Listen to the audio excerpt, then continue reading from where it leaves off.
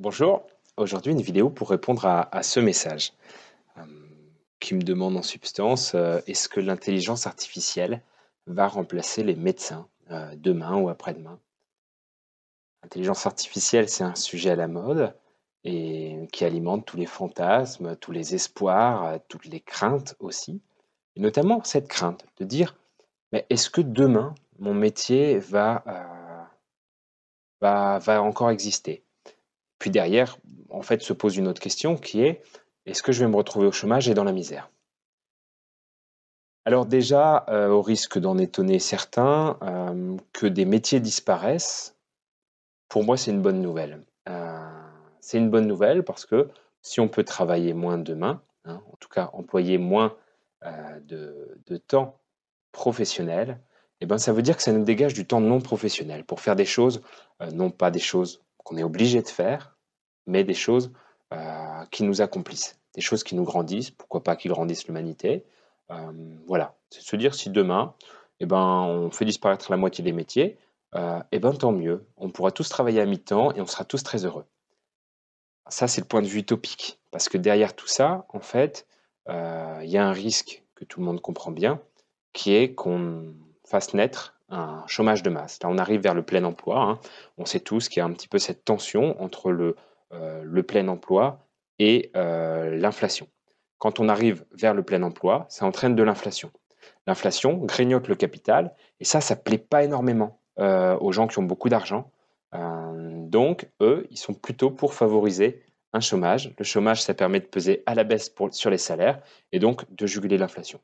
Donc, petite digression économique, mais je m'éloigne très vite de ça. Le risque, si l'intelligence artificielle fait disparaître certains métiers, c'est effectivement qu'il y ait des personnes, ceux qui possèdent bien sûr le capital, ceux qui possèdent le pouvoir financier, qui en profitent pour s'enrichir encore plus en entraînant la misère pour une partie de la population. L'autre, ça c'est la digression économique, mais évidemment je vais parler de médecine aujourd'hui. Et il y a un deuxième risque qui est que les pouvoirs politiques se servent de tremplin de ce chômage de masse, en fait, cette perte de sens. Ça a été très bien décrit par Hannah Arendt dans sa description des totalitarismes. Et ben, la perte de sens de la population, ça favorise une massification de la population. C'est-à-dire que quand vous n'avez plus de sens, quand vous n'avez plus d'espoir, il n'y a plus de raisonnement de classe finalement, il y a un raisonnement de masse qui permet l'émergence des totalitarismes. Pour y revenir aussi, c'est une grande question, là pour le coup digression politique. Je ne vais pas faire de politique aujourd'hui, je vais m'intéresser à la médecine. Alors par quel bout on va essayer de traiter les choses? Je pense que c'est une mauvaise idée, en tout cas ça ne m'inspire pas de traiter les choses de manière est-ce que l'IA peut faire le travail d'un toubib? La grande question qu'on a, je pense, derrière cette question de savoir est-ce que l'intelligence artificielle remplacera les médecins demain? Ben, c'est de savoir quelle médecine on aura demain. Et pour comprendre demain, eh ben, souvent il faut revenir à hier, revenir même à quelques décennies en arrière, quand il y a eu un écrémage dans la médecine. C'est arrivé dans à peu près tous les pays. On a eu une médecine technoscientifique qui est arrivée et qui n'est pas arrivée par hasard. Elle est arrivée là parce qu'il y a la création d'ordres professionnels qui sont là, qui agissent comme censeurs et qui finalement vont écrémer, choisir qui est un bon médecin, qui est un mauvais médecin. Et à ce moment-là, en France, ben, exit les herboristes, exit certaines pratiques de la médecine, exit toute la médecine traditionnelle et n'est resté que la médecine scientifique qu'on connaît aujourd'hui. Donc, un médecin sur deux, à peu près, n'a pas été validé par le censeur. Et donc, on divise par deux le nombre de médecins. Des médecins qui sont plus techniques, plus scientifiques. Vous allez me dire, c'est très bien parce qu'on a une évolution technoscientifique de toute notre société. Eh ben, très bien. Alors aujourd'hui, peut-être que des fois on peut plus faire les traitements simples, hein. On a oublié beaucoup de choses, on a oublié beaucoup de savoir-faire et par contre, ben, on a des Vidal. Alors le Vidal, c'est l'espèce d'encyclopédie avec tous les médicaments et là, il y en a énormément à savoir. On a des médecins qui sortent de la fac avec ce schéma un peu préconçu de, plainte, hypothèse diagnostique, on vérifie l'hypothèse avec des examens, pourquoi pas des examens très coûteux, puisque les signes cliniques, on les connaît plus vraiment, hein, on ne perd pas de temps avec ça. Nous, on a une médecine technique scientifique, c'est super. On va faire une IRM sur un genou qui suffisait d'examiner 2 minutes pour savoir que c'était une tendinopathie, parce qu'on ne sait plus le faire. J'exagère beaucoup, attention, hein. il reste des médecins très performants en France, et heureusement, en France et ailleurs. Mais voilà, la caricature, c'est cette médecine technique. Alors évidemment, s'il n'y a plus besoin d'examiner un genou, s'il suffit de faire un examen IRM et avoir une réponse oui, non, eh ben, on se dit qu'un algorithme peut faire ça. Aujourd'hui, on sait qu'on a un renforcement et même les nouveaux médecins, les jeunes médecins qui arrivent, sont très protocoles. Hein. Récemment, dans la crise qui vient de se passer, on nous a reproché de ne pas suivre les protocoles de la Haute Autorité de Santé. Pour moi, c'est une dérive qui est dangereuse parce que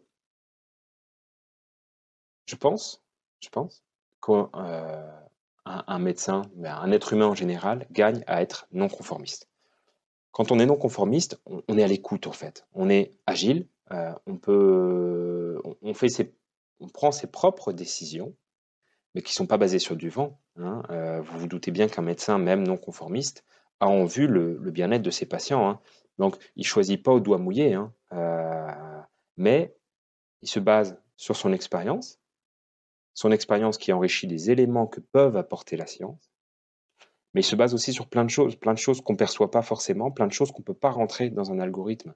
Quand vous avez un patient en face de vous et que vous prenez en compte son mode de vie, je sais pas, son environnement familial, son environnement tout court, la distance qu'il a par rapport à l'hôpital, prenez en compte sa fatigue actuellement, son état psychique.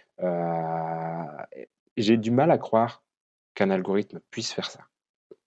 Donc, si on garde cette médecine basée sur l'expérience, si on garde une médecine individuelle, basée sur l'individualité du praticien et l'individualité du patient, alors, voilà, j'ai pas trop de crainte et l'être humain restera toujours quelque chose de central, avec son risque d'erreur, mais aussi avec sa capacité à accueillir aussi l'autre. Voilà. Je ne crois pas qu'un algorithme puisse vous accueillir. Je ne crois pas qu'on puisse sortir d'une consultation Google avec des oui-non et avoir l'impression vraiment qu'on a été entendu, avoir l'impression que quelqu'un s'est intéressé à nous.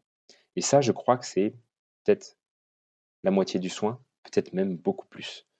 C'est vrai en psychologie, mais je suis persuadé que même quelqu'un qui vient pour de l'arthrose, pour une douleur, pour de l'hypertension, a besoin de cette écoute, de cet accueil, et ça, c'est irremplaçable. Alors, je reviens à mon histoire. Il y a 50 ans, 70 ans peut-être maintenant, on a écrémé la moitié des toubibs en France pour faire advenir une nouvelle médecine. Et aujourd'hui, c'est un peu la crainte que j'ai aussi, c'est de se dire, les soignants suspendus, c'est pas juste des gens qu'on a suspendus. Finalement, c'est tous les gens qui sont non conformes qui sont partis. D'accord ? Les non conformistes, tous ceux, en tout cas, une partie de ceux qui étaient capables de penser différemment, une partie de ceux qui pensaient par eux-mêmes, qui avaient cette adaptabilité, qui avaient cette capacité de dire, déjà, si on attend des recommandations, on a toujours un train de retard, donc il faut aussi oser un petit peu, et puis il faut s'adapter en permanence. Et bien ces gens-là, qui étaient capables de penser différemment, on les a mis dehors. Et je crois que c'est le début. Alors, on va continuer à mettre des gens dehors. Il va y avoir, à mon avis, je le crains en tout cas, un écrémage à nouveau de la médecine. Alors je dis médecine, mais ça peut regrouper aussi d'autres professions. Hein. On sait très bien que c'est pareil chez les infirmiers. Ceux qui ont cette fibre, ceux qui ont besoin de parler aux patients, qui ont besoin du contact humain, ils n'ont plus de sens et ils quittent leur boulot aujourd'hui. Et je crains que la majorité des personnes qui restent au bout du compte soient sélectionnées justement pour cette capacité à suivre les recommandations, à suivre les protocoles, à suivre les fiches de poste, à suivre les notes de service. Et finalement, qu'on n'ait plus qu'un secteur médical très, très, très cadré, un accueil très, très, très cadré des personnes en souffrance, voire même d'ailleurs juste un accueil des malades, juste une prise en charge très performante et très cadrée des maladies, sans prise en charge de l'être humain derrière. Et c'est évident que dans ce type de médecine, cette médecine froide, inhumaine, robotisée, l'intelligence artificielle a toute sa place. Donc, est-ce que dans la médecine que je rêve, que je dessine et que je décide de continuer à aimer et à défendre, l'intelligence artificielle a sa place? Peut-être oui, dans certains secteurs très très restreints. Mais en général, non. Est-ce que dans la médecine qu'on nous promet demain, technoscientifique, et j'entre pas non plus dans l'idée de se dire qu'il y a peut-être aussi des volontés économiques derrière, des volontés politiques derrière, hein, écrémer encore la moitié des médecins. On se rend bien compte qu'il y a une volonté politique aujourd'hui de remplacer les médecins. Hein, on nous parle d'infirmiers de pratique français, mais qui malheureusement, je pense, on va se rendre compte très très rapidement qu'on ne les laisse pas faire de travail humain. Et cette espèce de suggestion qui dit, eh ben, on amène des personnes pour permettre aux médecins de faire leur travail, eh ben, c'est pas comme ça que c'est présenté, déjà maintenant. C'est présenté comme on libère aux médecins du temps pour faire son activité médicale, mais sous-entendu, son activité uniquement de diagnostic. Arriver juste au bout et juste poser l'indication, juste poser le traitement, faire l'ordonnance, voilà, faire le sale boulot technique. Mais voilà, donc je ne sais pas si j'ai été clair. C'est une vidéo un peu plus longue que d'habitude, mais il y en a tellement à dire.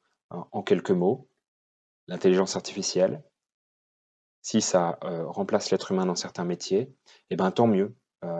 Parce que de la même manière que se pose la question des retraites, non, je crois que quelqu'un qui n'a pas d'activité professionnelle, et je le dis pour le vivre depuis 1 an et demi, quelqu'un qui n'a pas d'activité professionnelle peut être éminemment utile pour la société, éminemment accompli dans sa vie personnelle et sa vie de service auprès des autres. J'ai pas arrêté de servir, j'ai pas arrêté d'être utile depuis 1 an et demi, alors que je n'ai pas travaillé. Et je crois que voilà, c'est une chance de se dire on peut libérer du temps non professionnel. Le risque derrière, évidemment, c'est que ce soit récupéré pour appauvrir la population, pour faire perdre le sens à la population, leur faire croire que la seule chose qu'ils ont à faire, c'est d'aller bosser pour un salaire et que s'ils ne le font pas, eh ben, c'est pas grave, on leur donnera une misère, à peine de quoi survivre et juste de quoi pas se rebeller. Euh, bref. Et puis, pour ce qui concerne la médecine, se dire que dans une médecine humaine, on a besoin d'individualité, on a besoin de cette adaptabilité, on a besoin de pouvoir rester ouvert et accueillir l'autre. Une machine ne peut pas le faire, je le redis. Mais dans une médecine technoscientifique, pour qui le diagnostic se fait via des examens techniques, pour qui le traitement se fait via des produits techniques, oui, dans cette médecine-là, on pourrait très bien intégrer l'intelligence artificielle et faire sortir complètement l'humanité. Encore une fois, à vous de choisir. À bientôt.